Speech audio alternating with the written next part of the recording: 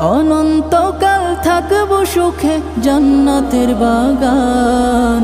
যাদের বুকের মানিক হলো হাফেজে কোরআন, হাফেজে কোরআন, হাফেজে কোরআন।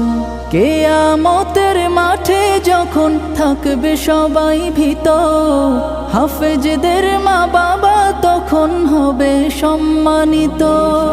কিয়ামতের মাঠে যখন থাকবে সবাই ভীত, হাফেজদের মা বাবা তখন হবে সম্মানিত।